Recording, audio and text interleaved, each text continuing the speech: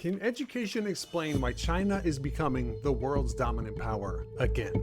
In the year 1000 CE, China was probably the world's most advanced civilization in terms of technological advancement, economic development, cultural and artistic richness, and it was a dominant military power as well.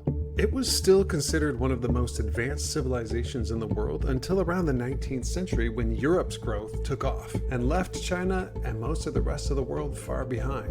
Japan and China both tried to keep up with the West. Japan was pretty good at it. China was not. By the early 20th century, China, still the biggest country in the world, was not a major global power. As late as the 1970s, China's economy was about a tenth the size of the USA's. But now, China is on the rise again. And in the 2030s, China's economy is expected to become the biggest in the world, overtaking the USA. Why? Why so powerless in the year 1925 and so powerful in the year 2025? Can the education lens help us to make sense of the rise and then fall and then rise again of China?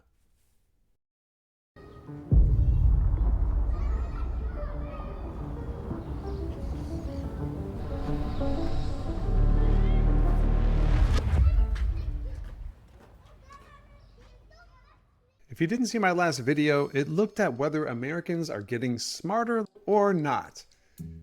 And the evidence is pretty clear that American education improved a lot during its first 200 years. But for the last 50 years, it's hard to find solid evidence of any improvement at all. Historically, the USA is not alone in this pattern of exciting educational progress followed by stagnation. For the last 1,000 years at least, every civilization that at one point became among the most highly educated civilizations in the world eventually began to coast and stagnate educationally. China, Italy, Netherlands, the UK were all really educationally dynamic until they weren't. So what happened to their societies when they became educationally stagnant like the USA is right now? By studying them, maybe we can learn what to expect in the coming decades and centuries if the USA stays on the path of educational stagnation. So for the next few videos, we're going to look at some of those countries, starting with China. Chinese history certainly includes an experiment with educational stagnation. So let's zip back to the year 1000 CE, back when China was the most advanced country in the world. Uncoincidentally, it was also the most educated country in the world at that time. Why was China so highly educated? The main reason is probably a guy named Confucius. Confucianism was the dominant and central ideology of this era, and Confucius was a huge supporter of education. In fact, his career was professional educator. He believed people should earn their positions through education, not just based on who their daddy is. He believed that access to education should be universal over 2,000 years ago. Well, universal for boys. He had some opinions about gender that are a bit dated, but his opinions about universal education were extremely advanced for his era. So as the Song dynasty was getting started figuring out how they were going to rule, they relied heavily on an imperial exam system to determine who would have power in the imperial government. Rather than just letting people whose parents were powerful get all the powerful positions, people of low status could technically become really powerful if they could only pass a series of very difficult exams. It made a lot of people start studying, millions of people. It caused a new focus on formal education. Access to education was expanded, and this led to a period of social mobility, which is a time when being born into a more modest family still means that there could be a chance of rising in status. But here's the thing, access to education stopped expanding. Despite the Confucian belief that access to education should be universal for boys, it was not even close to that. And access to formal education for women was almost non-existent. So even though China was very educated for its time, by modern standards, it was a very undereducated society. Only about 5% of the male population was actually getting classically educated, and the overall literacy rate was probably just around 10%. That's only very impressive for the world of 1,000 years ago, back when only about 5% of Europeans were literate. The powerful, highly educated Chinese elite stopped the spread of access to education, and they stopped it for a very long time. Education in China stagnated for almost 1,000 years. And so it couldn't hold on to its most educated nation in the world status forever. And educational stagnation always seems to have some predictable effects. Education is a source of power. Economic, political power, cultural power, all the human powers are affected by education. So as education access expands, it can shift the balance of power in new and exciting ways. For example, if the merchant class becomes more educated, you might see the merchant class making progress in their political and economic status.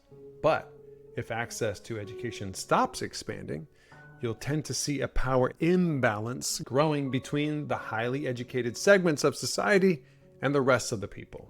This growing power imbalance happened in the Song dynasty. This highly educated class started to secure their own power, wealth, and influence. They started consolidating land ownership. They used the government authority to influence local affairs to their own personal gains. They used their higher wealth and their incomes to hire private tutors for their children to ensure that at least some of them would be able to pass those imperial exams. Obviously, those kids had an advantage over the 95% of kids who weren't getting any schooling at all, but shut down all that social mobility. And the idea that China was a fair Confucian society in which anybody who was willing to work hard and study could make it started to feel like a sham. And so, as the wealth, power, and prestige became more concentrated within the hands of the highly educated, there became more frequent peasant uprisings. And then, within the elite class itself, emerged some reform-minded people who wanted to redistribute land and wealth and power more fairly. But, obviously, there were also major backlashes against those guys. The conservatives did not want to redistribute wealth and power. The conservatives hated the reformers, and the feeling was mutual. When the elite gets divided like this, it's called elite factionalism. And so, polarization and elite factionalism took hold in the 1060s, and it lasted for centuries, continuing right through to the end of the Song dynasty. In fact, it is one of the main reasons that the Song dynasty fell. Rising inequality, declining social mobility, angry lower classes, elite factionalism, polarization, lack of unity equals a weaker civilization. And by the way, these are all things that we're going to find wherever a highly educated society stops expanding access to quality education. Still, China remained a powerful empire for a very long time. The period remembered today as China's century of humiliation wasn't until after two very important changes swept the globe. They were industrialization and public education. If you put those two things together, holy crap, this is something new. A force in the world that China had never seen before and could have never expected. The economic growth from putting industrialization together with public education left any country who didn't do those two things in the dust. Now, China actually did try to industrialize to keep up with the West in the 1860s, kind of like Japan did. China launched something called the Self-Strengthening Campaign. Meanwhile, Japan launched the Meiji Restoration. Both were attempts to keep up with the power of the West. Japan was successful. China was not. Why? Why was Japan successful when China was not? Well, one big difference between China and Japan was public education. In the year 1900, Japan had over 50% of its kids enrolled in primary school. The estimates for China are only around 5%, which is about the same as during the Song dynasty. There was almost no public education emphasis before the 1950s. The Chinese educated elite correctly understood that education is power and that public education would alter the traditional power structure forever. And so, Japan industrialized with public education. China tried to industrialize without it. And that has never worked anywhere in the world. And so now, fast forward to today, why is China's economy growing so fast? Why is China now becoming the new global superpower when it seemed so incompetent only 100 years ago? There are all kinds of popular explanations. The cheap labor theory, export-led growth, They're stealing our technology secrets. Strong state control works. Genius leadership. Spiritual predestination. Of course, there could be truth to all of these theories. Education's not the only important lens. But if you do look through the education lens, there is nothing magical or unusual happening in China at all. In the year 1949, China decided it was finally time to get serious about public education. In the year 1949, the average Chinese of working age had about 1.6 years of formal education. It is hard to overstate how behind China was in terms of education. This is less education than the average in the USA at any time in its existence. But 70 years later, in the year 2020, the average Chinese working age adult has nearly 11 years of education. And that is comparable to the USA in the 1970s. That is huge progress for 70 years. And like it always does, education is paying off. You see this graph? This is the relationship of how much money an average person makes in a country and how many years of education they have in that country on average. Generally, more education, more economic power. Simple. And here's China. If there was something magic or unusual happening in China, we'd expect it to be an outlier of some sort. But it's not special, it's right in the middle of the pack. It's on the same path as many other countries have traveled as they transitioned from a poorly educated to a highly educated country. China's only doing what every other country has done when they embrace the combination of industrialization and public education. The only reason China's growth is alarming and special is because of how fast their educational transition has been and because of how many people live in China. If you look at China through the education lens, it does all make sense.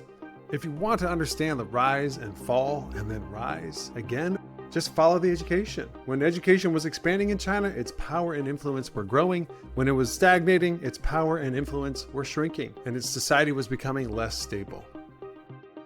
Why did China seem so helpless? Imperial China, 150 years ago, made serious mistakes when they decided not to invest in public education. Their leaders took a position against expanding public education. Their uneducated masses paid a steep price for their elite's decision. But those mistakes are in the past. 70 years ago, they finally kicked those leaders out of power and started educating their people. Now they are benefiting. They aren't doing something new and brilliant, but also they're not cheating their way to economic success. They're just educating their people and gaining the power of an educated nation that happens to be enormous. Some Americans who don't understand why China is growing so fast hope that tariff wars and intellectual property wars and lawsuits and restricting Chinese companies is going to keep the USA on top and keep the Chinese in their place forever. But when you look through the education lens, it becomes clear that ain't gonna work. China is a Confucian nation like Singapore, like South Korea, like Japan. In case you haven't noticed, those countries have been pretty good at doing public education when they got serious about it. And now China too has finally woken up to the power of public education. They aren't caught up yet, but they're on their way. And what we're learning is that it's very, very hard to contain a large society that is becoming as educated as your own. Meanwhile, the USA is kind of stuck in its own period of extended educational stagnation. If you don't know what I mean, check out this video. Expanding access to quality education has stalled in America, with 54% of Americans still reading below the 6th grade level. A power imbalance is growing in the USA between the educated classes and the less educated classes. Political, economic, and status imbalance between the most and least educated are all growing, and society is becoming more polarized. Social mobility is low and getting lower. Elite factionalism is dividing the leadership. Lack of unity is weakening the country, making it less resilient, more susceptible to crises and external threats. This is nothing new. It follows behind educational stagnation every single time. It's just hard for Americans, who were used to being the most educationally dynamic country in the world, to now sit back and watch China catch up while the USA stagnates. Stay tuned for more examples we can learn from as we continue to search for the deeper why by looking through the education lens. Like and subscribe for more.